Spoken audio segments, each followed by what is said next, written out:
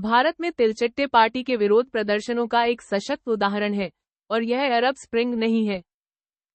Council on foreign relations द्वारा प्रकाशित वैश्विक मीडिया ने भारत के कॉकरोच जनता पार्टी आंदोलन की तुलना अरब स्प्रिंग और नेपाल, बांग्लादेश और श्रीलंका में सरकारों को गिराने वाले विद्रोहों से की है। इससे कहीं अधिक प्रासंगिक तुलना 1970 के दशक के मध्य में भारत में हुई विरोध लहर और उससे पूर्व प्रधानमंत्री इंदिरा गांधी के लिए उत्पन्न राजनीतिक उथल-पुथल से की जा सकती है। सदानंद धूमे आगामी पुस्तक Tinderbox the unpredictable rise and uncertain future of modern India के लेखक हैं। वे वॉल स्ट्रीट जर्नल के लिए पाक्षिक रूप से प्रकाशित होने वाला ईस्ट इज ईस्ट कॉलम भी लिखते हैं, जो दक्षिण एशिया और भारतीय प्रवासी समुदाय पर केंद्रित है। देश में सब कुछ सड़ा हुआ है। शिक्षा व्यवस्था पुरानी पड़ चुकी है। छात्रों को आशा की कोई किरण नजर नहीं आती। लोग बढ़ती कीमतों के बोझ तले दबे हुए हैं। हर जगह भ्रष्टाचार और रिश्वतखोरी फैली हुई है। बेरोजगारी लगातार बढ़ रही है।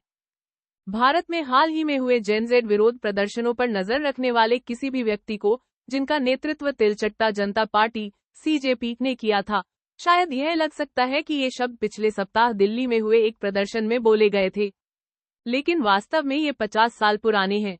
इन्हें खोजने के लिए आपको 1975 में न्यूयॉर्क टाइम्स में प्रकाशित जयप्रकाश नारायण के बारे में एक लेख देखना होगा, जो एक विपक्षी नेता थे और जिन्होंने प्रधानमंत्री इंदिरा गांधी के खिलाफ एक जन आंदोलन का नेतृत्व किया था।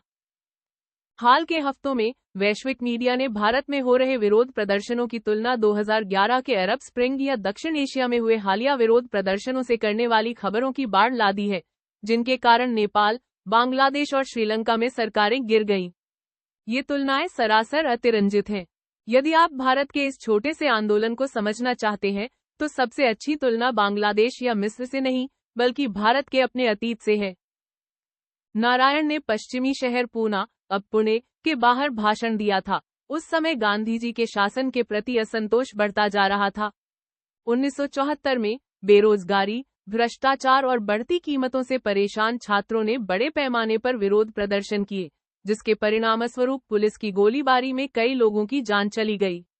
70 वर्षीय नारायण, जो पूर्व मार्क्सवादी और मोहनदास महात्मा गांधी 1869-1948 के शिष्य थे, सेवानिवृत्ति से उठकर युवा विरोध आंदोलन का नेतृत्व करने के लिए आगे आए। महात्मा गांधी और इंदिरा गांधी का आपस में कोई संबंध नहीं था। कॉकरोच जनता पार्टी को यह नाम भारत के मुख्य न्यायाधीश के मई में किए गए एक व्यंग्यात्मक टिप्पणी से मिला है, जिसमें उन्होंने देश के बेरोजगार युवाओं के एक वर्ग की तुलना तिलचट्टों से की थी। इसके जवाब में उस समय बोस्टन में रह रहे 30 वर्षीय अभिजीत दिपके, जिनके पास जनसंपर्क में स्नातकोत्तर की डिग्री थी, ने सभी तिलचट्टों से एकजुट होने का आह्वान किया। उन्होंने जल्द ही मुख्य न्यायाधीश सीजेपी का गठन किया, जो सत्तारूढ़ भारतीय जनता पार्टी बीजेपी के बिल्कुल विपरीत थी। कुछ ही हफ्तों में इंस्टाग्राम पर सीजेपी के फॉलोअर्स की संख्या बीजेपी के फॉलोअर्स से कहीं अधिक हो गई। जून में दिपके सोशल मीडिया पर शुरू किए गए अपने विरोध आंदोलन का नेतृत्व करने के लिए भारत लौट आए।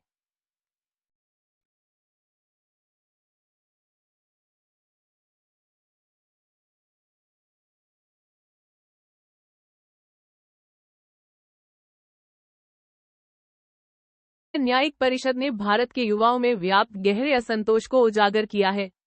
भारत की 15 लाख आबादी में से लगभग 30% लोग 15 से 29 वर्ष की आयु के बीच हैं। युवाओं में रोजगार को लेकर चिंताएं बहुत अधिक हैं। अजीम प्रेमजी विश्वविद्यालय के अर्थशास्त्रियों द्वारा किए गए एक हालिया अध्ययन में पाया गया कि 25 वर्ष से कम आयु के भारतीय स्नातकों में से चौंका देने वाले 40% बेरोजगार हैं। इनमें से कई परिवारों ने अपने बच्चों की शिक्षा के लिए कर्ज लिया है। कृत्रिम बुद्धिमत्ता भारत के विशाल सूचना प्रौद्योगिकी क्षेत्र के लिए खतरा बन गई है, जो अब मध्यम वर्ग के लिए रोजगार का विश्वसनीय स्रोत नहीं रह गया है। परीक्षा प्रणाली में खामियों ने इन चिंताओं को और बढ़ा दिया है। मई में सरकार ने 20 लाख से अधिक भावी डॉक्टरों द्वारा दी गई राष्ट्रीय चिकित्सा परीक्षा को रद्द कर दिया, जब यह सबूत सामने आया कि प्रश्न पत्र पहले ही लीक हो गए थे। पिछले 3 वर्षों में यह दूसरी बार था जब राष्ट्रीय चिकित्सा परीक्षा, जिसे नीट के नाम से जाना जाता है, में गड़बड़ी हुई थी। इंडियन एक्सप्रेस द्वारा 2024 में किए गए एक शोध में पिछले 5 वर्षों में 15 राज्यों में हुए 41 बड़े परीक्षा लीक मामलों का पता चला था। छात्रों के लिए स्थिति इतनी गंभीर होने के कारण आपराधिक गिरोह, जिनमें से कुछ भारत के विशाल परीक्षा तैयारी उद्योग से जुड़े हैं, ने परीक्षा पत्रों की खरीद बिक्री को एक धंधा बना लिया है। जून में मुख्य न्यायिक समिति सीजेपी ने दिल्ली के जंतर मंतर पर विरोध प्रदर्शन शुरू किया, जो 18वीं सदी की एक वेधशाला है और लंबे समय से प्रदर्शनकारियों द्वारा इस्तेमाल की जाती रही है। यह भारत के 2011 के भ्रष्टाचार विरोधी प्रदर्शनों के स्थलों में से एक भी था। प्रदर्शनकारियों को जून के अंत में तब और बल मिला जब एक प्रसिद्ध पर्यावरण और शिक्षा कार्यकर्ता सोनम वांगचुक ने एकजुटता दिखाते हुए उनका साथ दिया। 28 जून को वांगचुक ने पूर्व शिक्षा मंत्री धर्मेंद्र प्रधान के इस्तीफे की मांग को लेकर भूख हड़ताल शुरू कर दी, जो छात्रों के गुस्से का मुख्य केंद्र थे। जैसे जैसे 59 वर्षीय कार्यकर्ता का स्वास्थ्य बिगड़ता गया, सरकार घबराती हुई दिखाई दी। 18 जुलाई को पुलिस ने जबरन वांगचुक को सरकारी अस्पताल में भर्ती कराया। 2 दिन बाद हजारों प्रदर्शनकारियों ने संसद भवन तक मार्च करने का प्रयास किया। उन्हें लाठियों, आंसू गैस और पैलेट गन से लैस पुलिस और अर्धसैनिक बलों ने रोक दिया। पुलिस के अनुसार झड़पों में कम से कम 60 प्रदर्शनकारी और 100 से अधिक पुलिसकर्मी घायल हुए। मुख्य न्यायिक परिषद का अनुमान है कि प्रदर्शनकारियों में घायलों की संख्या लगभग 150 है। पुलिस की बर्बरता के वीडियो सोशल मीडिया पर तेजी से फैल गए, जिसके चलते प्रधानमंत्री को 3 दिन बाद स्थिति को शांत करने के लिए देर रात इंस्टाग्राम पर एक वीडियो रिकॉर्ड करना पड़ा। 25 जुलाई को शिक्षा मंत्री प्रधान ने इस्तीफा दे दिया। 1970 के दशक के मध्य के भारत से समानताएं स्पष्ट हैं। तब भी भ्रष्टाचार और बेरोजगारी भारत के युवाओं की प्रमुख चिंताएं थी।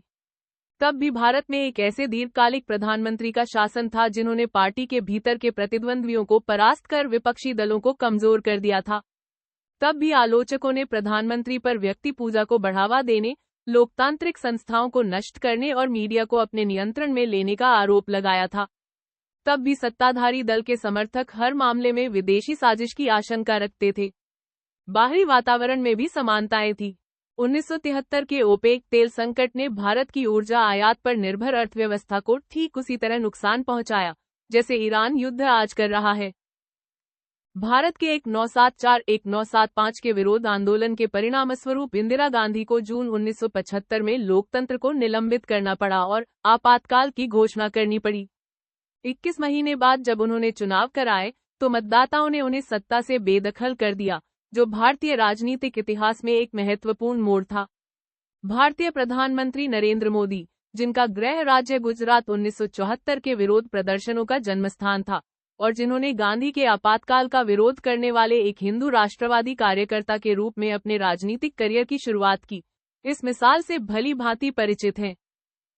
लेकिन भारत के अपने इतिहास का अध्ययन करने के बजाय वैश्विक मीडिया का एक बड़ा हिस्सा सीजेपी के विरोध प्रदर्शनों को अंतर्राष्ट्रीय दर्शकों के सामने पेश करने के लिए 2011 के अरब स्प्रिंग और दक्षिण एशिया में हाल ही में हुए सरकार उन्मूलन की घटनाओं से तुलना करने में लगा हुआ है। अरब स्प्रिंग के विरोध प्रदर्शनों ने मिस्र, लीबिया और ट्यूनीशिया में सरकारों को गिरा दिया था। 2022 में आर्थिक संकट के बीच उग्र भीड़ ने प्रधानमंत्री महिंदा राजपक्षे और उनके भाई राष्ट्रपति गोटाबाया राजपक्षे को पद से बेदखल कर दिया था। 2024 में छात्र प्रदर्शनकारियों ने बांग्लादेश की लंबे समय से सेवारत प्रधानमंत्री शेख हसीना को भारत में निर्वासन के लिए मजबूर कर दिया था। 1 साल बाद नेपाल में भाई भतीजावाद, भ्रष्टाचार और सोशल मीडिया ऐप्स पर हो रही कार्रवाई से नाराज जेन जेड प्रदर्शनकारियों ने देश की संसद और सर्वोच्च न्यायालय की इमारतों में आग लगा दी और सरकार को इस्तीफा देने के लिए मजबूर कर दिया। क्या भारत में ऐसा हो सकता है? कुछ कारक समान हो सकते हैं। आर्थिक चिंताएं, भ्रष्टाचार की आशंकाएं और बढ़ती असमानता। लेकिन भारत की तुलना कई छोटे देशों से करना गलत होगा, जिनमें से अधिकांश, श्रीलंका को छोड़कर, को भारत की तुलना में लोकतंत्र का कहीं कम अनुभव है। भारतीय सरकार नौकरशाही, पुलिस और अर्धसैनिक बलों पर कड़ा नियंत्रण रखती है। विकासशील देशों में अपने समकक्षों के विपरीत भारतीय सेना ने कभी भी राजनीति में हस्तक्षेप नहीं किया है। देश का विशाल आकार इसे केवल राजधानी में भारी सैन्य तैनाती से पंगु बनाना असंभव बना देता है। संयुक्त राज्य अमेरिका की तरह और बांग्लादेश, मिस्र, लीबिया, नेपाल, श्रीलंका और ट्यूनीशिया के विपरीत भारत में राजनीतिक, वित्तीय और तकनीकी शक्ति किसी एक शहर में केंद्रित नहीं है। हालांकि मोदी को मिस्र के अपदस्थ पूर्व राष्ट्रपति होस्नी मुबारक या बांग्लादेश की शेख हसीना जैसी स्थिति का सामना नहीं करना पड़ेगा। इसका मतलब यह नहीं है कि आगे का रास्ता आसान होगा। इंदिरा गांधी भी तब तक अजेय लग रही थी जब तक भारतीयों को दोबारा मतदान करने का अधिकार नहीं मिला। आज ऐसी ही स्थिति की भविष्यवाणी करना सरासर जल्दबाजी होगी। कभी कभी इतिहास खुद को दोहराता नहीं है और न ही उससे मिलता जुलता है। लेकिन अगर अतीत भविष्य का संकेत है तो मोदी को आने वाले तूफानी दिनों के लिए तैयार रहना चाहिए।